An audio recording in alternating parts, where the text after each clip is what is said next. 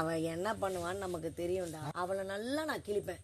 ஒரு நல்லவ போர்வை போட்டுட்டு ஒண்ணு பண்றாள் சுபிக்ஷான்றவ, அதெல்லாம் அந்த அளவுக்கு இல்ல. அவளை நான் கிழிப்பேன். ஹாய் ஹலோ எல்லாருக்கும் வணக்கம் and welcome back to our channel. நம்ம பார்வதி இருக்காங்கல்ல, நடுராத்திரி எழுந்து உட்காந்து பயங்கரமாக அழுதுகிட்டு இருக்காங்க. என்னை முதுகில் குத்திட்டாங்க, நாமினேஷன் அப்போ நான் சும்மா இருக்க மாட்டேன், அவளை கிழிக்கிறேன் பாரு, சும்மா கிழின்னு அவளை நான் கிழிச்சிடுவேன் அப்படி இப்படின்னு சொல்லிட்டு ஏதோ ஒரு பஜாரி பொம்பளையை விட ரொம்ப ரொம்ப கேவலமாக வந்துட்டு பேசிக்கிட்டு இருக்காங்க பார்வதி. ஆல்ரெடி வந்துட்டு இவங்களை பற்றி சொல்லணும்னா டெய்லி வந்துட்டு இவங்க பேசுறது, டெய்லி ஒரு நாள் ஃபுல்லாக பார்த்தீங்கன்னா சில்வர் பாத்திரத்தில் உள்ள கொஞ்சம் சில்லற காசை போட்டு ஆட்டினா எப்படி இருக்கும் அந்த மாதிரி தான் இருக்கும் இவங்க பேசிக்கிட்டே இருப்பாங்க. ஸோ இப்போ நடுராத்திரியில் எழுந்து புலம்ப ஆரம்பிச்சிட்டாங்க because of nomination free pass. அதுவும் பார்த்திங்கன்னா சுபிக்ஷா இவங்களை முதுகில் குத்திட்டாங்கன்ட்டு. ஃபர்ஸ்ட் ஆஃப் ஆல் பார்வதி 2 பேர்கிட்ட அக்ரிமெண்ட் போட்டா. நேற்று வரைக்கும் ரம்யா, இன்றைக்கி வந்துட்டு சுபிக்ஷா கிட்டே போட்டுட்டா. சரி, அது கூட பரவாயில்ல. சுபிக்ஷா வந்துட்டு என்ன பண்ணாங்கன்னா 2 பேர்கிட்ட விதியை மீறிட்டாங்க. ஒன்று கனிக்கிட்ட, இன்னொன்று பார்வதி கிட்ட. இப்போ பார்வதி அதை தாங்க முடியாமல் செம்ம எரிச்சலில் உட்காந்துக்கிட்டு இருக்கு. அதாவது நாமினேஷன் ஃப்ரீ பாஸ் இவளுக்கு கொடுக்க மாட்டாங்க அப்படின்னு சொல்லிட்டு. ஆனால் கொடுத்தா என்ன ஆகுது? இது பத்தாதுன்னு நடுராத்திரி பார்வதி இப்படி புலம்பி அழுதுகிட்டு இருக்கும்பொழுது பார்வதியோட புது அடிமை கமருதீன் இருக்கார்ல, அவரும் கூடவே இருக்கார். ஏற்கனவே அவர் சுபிக்ஷாவை என்ன சொல்லிட்டாருன்னா, அவள் எங்கேருந்து வந்தான்றது எனக்கு இந்த விஷயத்தை தெரியப்படுத்துது அப்படின்னு சொல்லிட்டு, அதாவது மீனவ பொண்ணு இல்லை அப்படின்ற மாதிரி வந்துட்டு காற்று சொல்கிறாரு. லோக்கலான கைத்தறி அப்படின்ற மாதிரி அவர் சொல்கிறார். லோக்கல் பொண்ணு அப்படின்னு சொல்லிட்டு அவர் சொல்கிறாரு.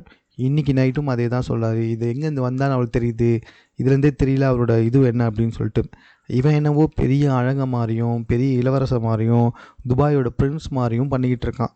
இவனை பார்த்தாலே வாந்தி தான் வருது. இவன் அழகை பற்றியே பேசிட்டு உட்காந்துட்டு இருக்கான். இவன் ரேஞ்சுக்கெலாம் யாருமே கிடையாது. இவன்லாம் வந்துட்டு மற்றவங்கள ஆளாகவே மதிக்க மாட்டான். இவன்லாம் மற்றவங்களாம் ஆளே கிடையாது இவனுக்கு. இந்த மாதிரி தான் பேசிகிட்டு இருக்கான்.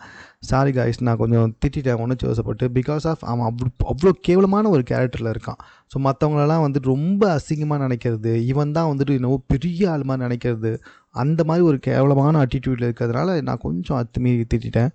ஸோ இப்போ பார்வதியோடைய காலை நக்கிக்கிட்டு இதைத்தான் பேசிக்கிட்டு உட்காந்துட்ருக்காரு. ஸோ பார்வதியோட புது அடிமையாக பார்வதிக்கு சப்போர்ட் பண்ணிவிட்டு நடுராத்திரி உட்காந்து 2 பேருமே பேசிக்கிட்டு இருக்காங்க.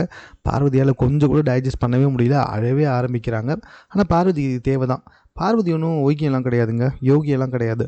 திவாகரை பற்றி தப்பாக அசிங்கமாக பேசினான். அப்புறம் திவாகர் காலிலேயே விழுந்தா. 3 வாட்டி திவாகர் காலில் விழுந்தா. சாஷ்டாங்கமாக காலை தொட்டு கும்பிட்டாங்க, காலில் கை வச்சு தொட்டு கும்பிட்டான். அதுக்கப்புறம் மறுபடியும் உள்ளே போயிட்டு கமருதீன்கிட்ட திவாகரை பற்றி அசிங்கமாக பேசினான். இவ்வளோ கேவலமானவ தான் இவ. ஸோ இவளை முதுகில் குத்துறதுலாம் ஒன்றும் பெரிய ஆச்சரியப்படுற மாதிரி எனக்கு தெரியல. இல்லை இதுதான் பார்வோட கேம்னா, அப்போ இந்த அளவுக்கு ஒஸ்ட்டான கேரக்டரோட கேம் பிளேவை என்னாலாம் பார்த்துட்டு சும்மா இருக்க முடியாது. இப்படி தான் பேச முடியுங்க. ஸோ மேலும் இது போன்ற செய்திகளுடன் கூட தெரிந்து கொள்வதற்கு நம்ம சென்னை சேனலை சப்ஸ்கிரைப் பண்ணுங்கள். இது குறித்த உங்களுடைய கருத்துக்கள் எதுவாக இருந்தாலும் கமெண்ட்டில் நீங்கள் பதிவு செய்யலாம்.